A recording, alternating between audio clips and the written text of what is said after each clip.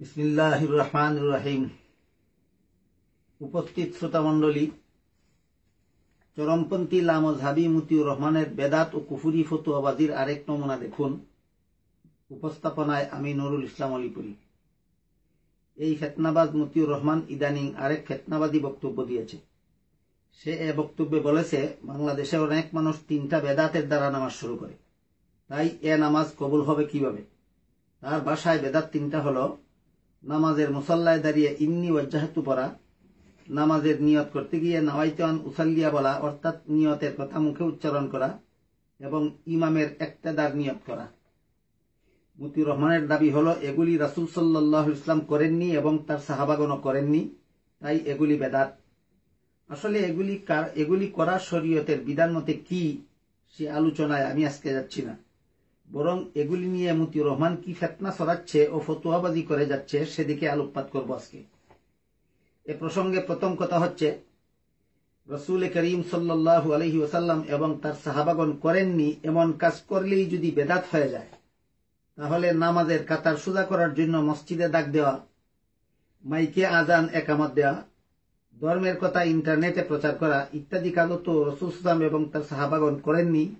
অথচ এগুলি শুধু বাংলাদেশের মানুষই নয়, বরং সারা দুনিয়ার মুসলমানরাই করছে। তাই এগুলি করে মতিউর রহমানরা তার কথিত বেদাতে লিপ্ত হলো কেন? বেদাতের অপবাদ শুধু বাংলাদেশের মুসলমানদের প্রতি কেন? মতিউর রহমানের জন্মভূমি ভারতেই তো উপমহাদেশের প্রায় সমস্ত বেদাত জন্ম নেয়। বেরলভী মতবাদের মতো বেদাতি, কুফরি ও শিরকি মতবাদের প্রতিষ্ঠাতা আহমদ রেজা খান তো বাংলাদেশী নয়, ভারতী।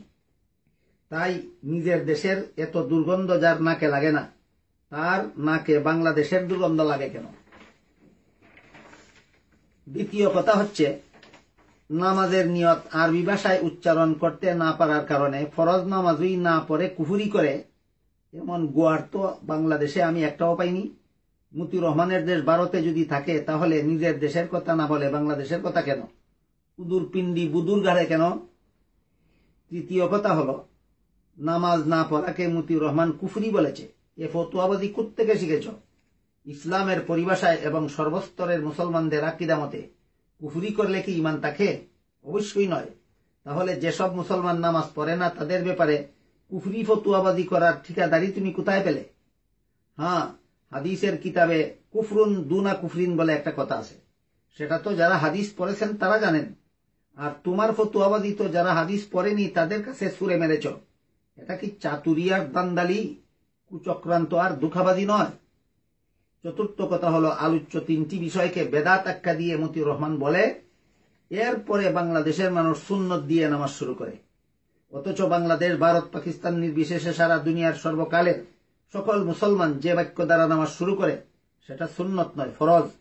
যেমন আমরা তাকবীরে তাহরিমা অর্থাৎ আল্লাহু আকবার বাক্য দ্বারা নামাজ শুরু করি, এটা তো সুন্নত নয়, ফরজ। সুতরাং মতিউর রহমানদের নামাজ আর মুসলমানদের নামাজ এক নয়। এখানে এসব ফতোয়াবাজদের পক্ষে সুন্নত শব্দের আবিধানিক অর্থ নিয়ে টানা হেঁচড়া করার সুযোগ নেই, কারণ নামাজ, রোজা, ইবাদত বন্দেগীর একাংশকে ফরজ আর একাংশকে সুন্নত বলা হয় ইসলামী ফিকহের পরিভাষা মতে, পারিভাষিক অর্থে নয়। পঞ্চম কথা হলো, নামাজের নিয়ত মুখে উচ্চারণ করার কথা হযরত ইমাম আবু হানিফা রাহমাতুল্লাহ আলাইহি বলেছেন বলে প্রমাণ করতে পারলে মতিউর রহমান তা মেনে নেবে বলে ঘোষণা দিয়েছে। কি বিভ্রান্তিকর ফতোয়াবাজি! হানাফি মাযহাব মতে নামাজের নিয়ত মুখে উচ্চারণ করতে হবে এমন কথা তো কেউ বলেনি। তাহলে হানাফি মাযহাব থেকে তার দলিল দেওয়ার প্রশ্ন কেন? যেখানে এমন কথা কেউ বলেনি, সেখানে এর প্রতি হযরত ইমাম আবু হানিফা রাহমাতুল্লাহ আলাইহির সমর্থনমূলক উক্তি দেখাবার আহ্বান কি মাতলামি নয়?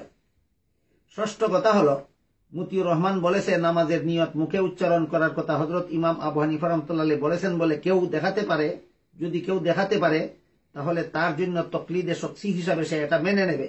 অথচ মজার ব্যাপার হলো, তকলিদে শখসিকে এসব ফতোয়াবাজরা শিরিক বলে, আর নামাজের নিয়ত মুখে উচ্চারণ করাকে বলে বেদাত।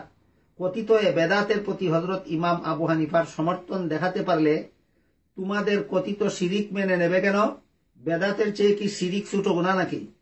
ফিতনাবাজি, ফতোয়াবাজি, ফেরকাবাজি আর কতভাবে করবে? যে সমস্ত সাহাবাগণ তকলিদে শখসি করেছেন, তারা কি শিরিক করেছেন? মুখ সামলে ফতোয়াবাজি করো, সাবধান। সাহাবাগণ শিরিক চিনলেন না, শিরিক চিনল মতিউর রহমান। এটাকেই বলে শালুক চিনেছেন গোপাল ঠাকুর।